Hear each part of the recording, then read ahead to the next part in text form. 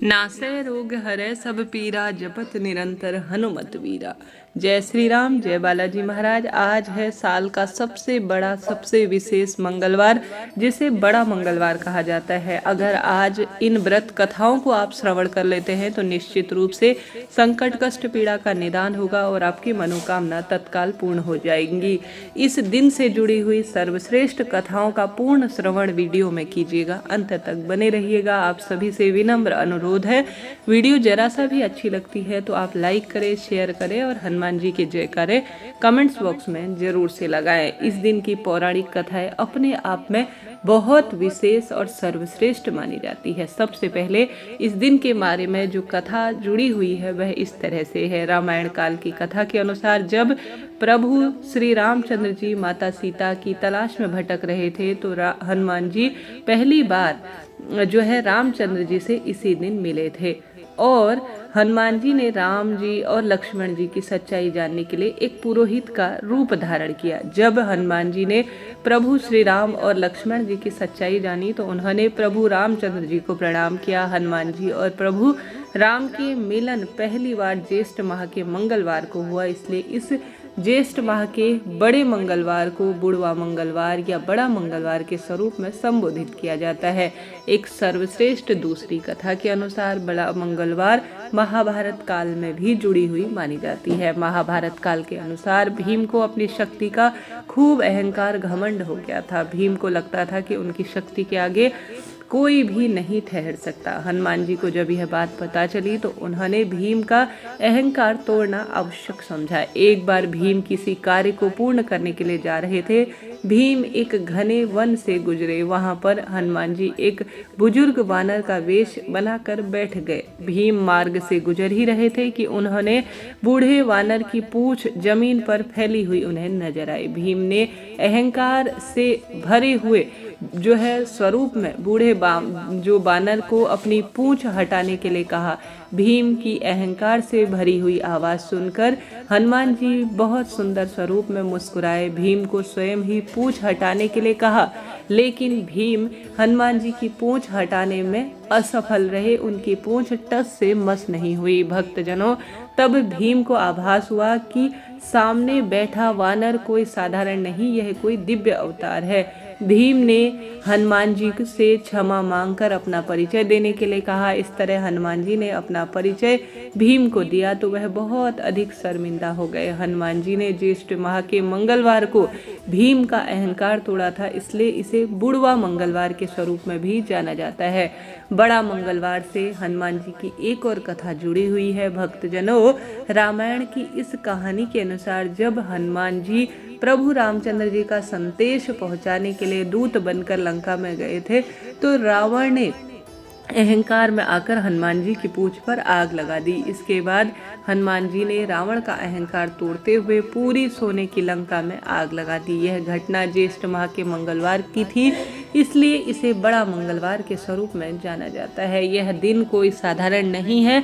इस महीने के जो मंगलवार है, अलग अलग इतनी सुंदर हनुमान जी श्री रामचंद्र जी से जुड़ी हुई घटनाएं हुई जो कि जीवन में कल्याणकारी है और अमृत देने वाली कही गई है। एक पौराणिक कथा के अनुसार ज्येष्ठ माह के मंगलवार को हनुमान जी को अमृत का वरदान मिला था। अमृत का वरदान मिलने के बाद हनुमान जी चिरंजीवी हो गए। पौराणिक मान्यता के अनुसार हनुमान जी को जिस दिन अमृत का वरदान मिला उस दिन ज्येष्ठ माह का मंगलवार था, इसलिए इसे बड़े मंगलवार के स्वरूप में जाना जाता है। भक्तजनों, आज श्रेष्ठ मंगलवार है। आइए मंगलवार की अन्य सुंदर कथाएं भी श्रवण कर लेते हैं। यह कथा है हनुमान जी के चमत्कार की, जिसे श्रवण कर लेने मात्र से संतान सुख मिलता है, सौभाग्य मिलता है और संतान की लंबी आयु होती है। कथा के अनुसार मंगलवार की सुंदर व्रत कथा प्राचीन काल के समय की बात है। किसी नगर में एक ब्राह्मण दंपति रहते थे। उनके कोई संतान न होने के कारण वह दुखी रहा करते थे। हर मंगलवार ब्राह्मण वन में हनुमान जी की पूजा करने के लिए चले जाते थे। वह पूजा करके बजरंग बली से एक पुत्र की कामना करते थे। उनकी पत्नी भी पुत्र की प्राप्ति के लिए मंगलवार का व्रत करती थी। यह मंगलवार के दिन व्रत के अंत में हनुमान जी की कथा सुनकर भोग लगाकर विधि विधान से पूजन कर भोजन किया करती थी। एक बार व्रत के दिन ब्राह्मणी ने भोजन नहीं बना पाया और न ही हनुमान जी को भोग लगाया पाया। तब उसने प्रण लिया कि वह अगले मंगलवार को हनुमान जी को भोग लगाकर ही भोजन करेगी। वह भूखी प्यासी 6 दिन तक पड़ी रही। मंगलवार के दिन वह बेहोश हो गई। हनुमान जी उसकी श्रद्धा और भक्ति को देखकर आश्चर्यचकित हो गए और प्रसन्न हो उठे। उन्होंने आशीर्वाद स्वरूप ब्राह्मणी को एक पुत्र दिया और कहा कि यह तुम्हारी बहुत सेवा करेगा। बालक को पाकर ब्राह्मणी बहुत खुश हुई। उनके बालक का नाम मंगल था। कुछ समय उपरांत जब ब्राह्मण घर आया तो बालक को देख पूछा कि यह कौन है। पत्नी बोली कि मंगलवार व्रत के प्रभाव से प्रसन्न होकर हनुमान जी ने यह बालक दिया है। यह सुनकर ब्राह्मण को अपनी पत्नी पर विश्वास नहीं हुआ।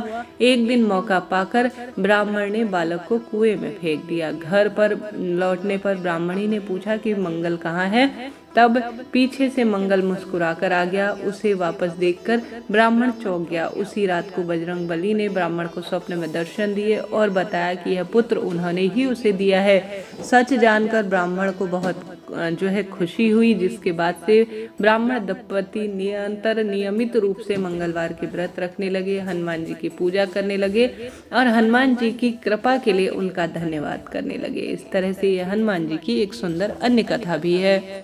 हनुमान जी की कथाएं अनंत स्वरूप में फैली हुई है। उनका जितना गान श्रवण किया जाए उतना कम है। यह कथा है भगवान श्री कृष्ण और उनकी 8 पत्नियों की। जैसा कि आप सभी जानते होंगे, भगवान श्री कृष्ण की 8 पत्नियां थी। रुक्मणी, जामवंती, सत्यभामा, कालिंदी, मित्रविंदा, सत्या, भद्रा और लक्ष्मणा। इनमें से सत्यभामा को अपनी सुंदरता और महारानी होने का बहुत घमंड था, तो दूसरी ओर सुदर्शन चक्र खुद को सबसे शक्तिशाली समझता था और भगवान विष्णु का वाहन गरुड़ भी अपने आप में सबसे तेज उड़ान भरने का घमंड रखता था। श्री कृष्ण ने गरुड़ देव को हनुमान जी को बुलाने के लिए कहा। वहाँ जो द्वारिका से हजारों किलोमीटर दूर गंधमादक पर्वत पर विराजित थे। गरुड़ ने तक्षत ही वहां पहुंचकर हनुमान जी से अपनी 7 पीठ पर बैठकर चलने के लिए कहा, लेकिन हनुमान जी ने कहा तुम चलो मैं आता हूं। गरुड़ देव ने जैसे ही कहा कि वहां इतनी जल्दी नहीं पहुंच सकते जितनी जल्दी मैं पहुंचा सकता हूं। हनुमान जी ने कहा कि देखते हैं, तुम चलो मैं आता हूं। हनुमान जी ने अपनी शक्ति से गरुड़ जी से पहले द्वारिका के द्वार पर वह पहुंच गए, जहां सुदर्शन चक्र उन्हें रोक कर कहता है कि सुनो वानर, तुम मेरी आज्ञा के बगैर अंदर प्रवेश नहीं कर सकते। हनुमान जी सुदर्शन चक्र पकड़कर अपनी काख में दबाते हुए निकल लिए और अंदर चले जाते हैं। वहां पर एक झूले पर भगवान श्री कृष्ण और सत्यभामा झूल रहे थे, तो हनुमान जी श्री कृष्ण को देखकर उनके चरण छूकर बोले, प्रभु आप यहाँ पर अकेले इस दासी के साथ।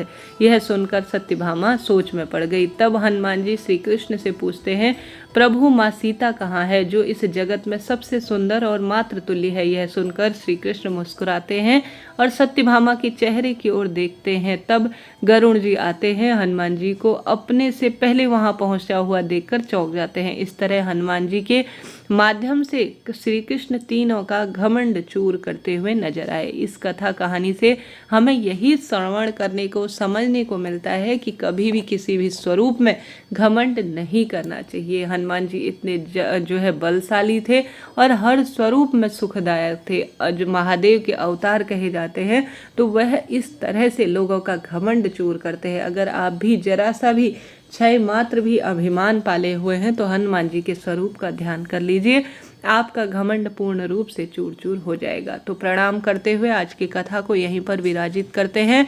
बोलिए हनुमान जी महाराज की जय। आपने यह कथा सुनी, आपका धन्यवाद और आभार। बहुत सुंदर अन्य कथाएं भी हनुमान जी की कही जाती हैं, जो कि सुंदर सबसे श्रेष्ठ हैं। अभी के लिए इतना ही। राम राम, जय सिया राम।